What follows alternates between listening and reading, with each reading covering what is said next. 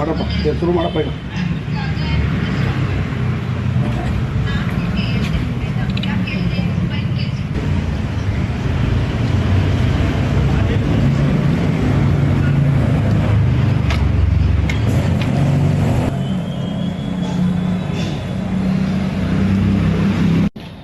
ಆತನೇ ಬೇರೆ ಜಿಲ್ಲೆನೇ ಬೇರೆ ಇದೆಲ್ಲ ಹೆಂಗ ಅಧ್ಯಯನ ಮಾಡ್ದೆ ನೀನು ಒಂದೇ ಭಾರತ್ ಮಾತಾ ಕಿ डुप्लीकेट काक्रोच के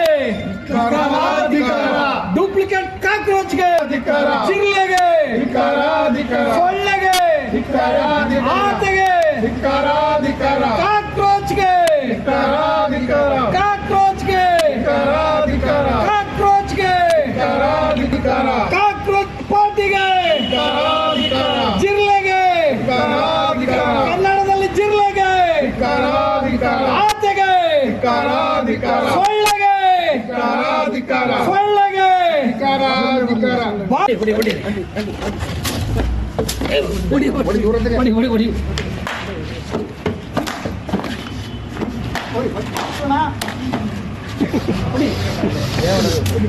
ತಿರಿಗಣೆ ತಿರ್ಕಂದ್ರೆ ತುಳಿ ತುಳಿ ತುಳಿ ತುಳಿ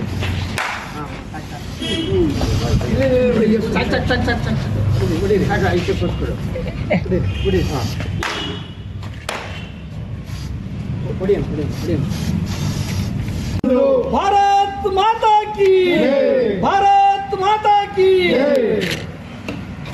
ಕಾಕ್ರೋಚ್ ಈ ಕಾಕ್ರೋಚ್ನ ಒಂದು ತುಣುಕು ಪ್ರದರ್ಶನ ಮಾಡ್ತಾ ಇದ್ದೀವಿ.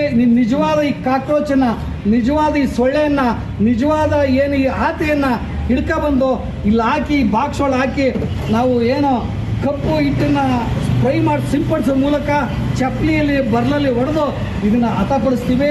ಈ ಹುಟ್ಟಿಂದ ನಮಗೇನು ಲಾಭ ಇಲ್ಲ ಅಂತ ಹೇಳಿಕ್ಕೆ ನಾನು ಇಷ್ಟಪಡ್ತೀನಿ. ಎಂತ ತಗೊಳ್ರಪ್ಪ ಇಲ್ಲ.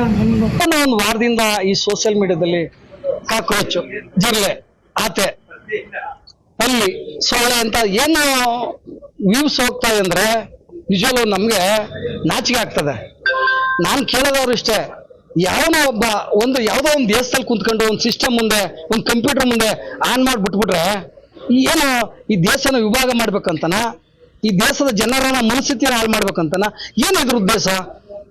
ನಾನು ಕೇಳೋದವ್ರು ಇಷ್ಟೇ, ನನ್ನ ಯುವಕ ಯುವತಿಯರಲ್ಲಿ, ವಿದ್ಯಾರ್ಥಿಗಳಲ್ಲಿ ಕೈ ಜೋಡಿಸಿ ಪ್ರಾರ್ಥನೆ ಮಾಡ್ತೀನಿ, ಇದು ಯಾರು ಶೇರ್ ಮಾಡಬೇಡಿ, ಇದಕ್ಕೆ ಬೆಂಬಲನೂ ಕೊಡಬೇಡಿ. ಈ ಕಾಕ್ರೋಚ್ ನೋಡಿ, ಇದಕ್ಕೆ ಬೆಂಬಲ ಕೊಟ್ಟರೆ ಏನು ತಿಳ್ಕೊಂಡಿದ್ದೀರಿ? 1 kg ಅರ್ಧ kg ಗೋಧಿ ಹಿಟ್ಟಿಗೆ ಬಟ್ಲಿಯಲ್ಲಿ ಬಿದ್ದು ಗುದ್ದಾಡ್ಕೊಂಡು ಇಸ್ಕೊಳ್ಳುವಂತ ದೇಶ, ಮತ್ತು ಸ್ವಂತ ತನ್ನ ದೇಶದಲ್ಲಿ ಬಹಳ ಬದುಕು ಕಟ್ಕೊಳ್ಳಾರ್ದನೆ ನಮ್ಮಂತ ಭಾರತ ದೇಶಕ್ಕೆ ನುಸುಳುಕೊಳ್ಳಲಾಗಿ ನುಗ್ಗುವಂತ ಒಂದು ದೇಶ.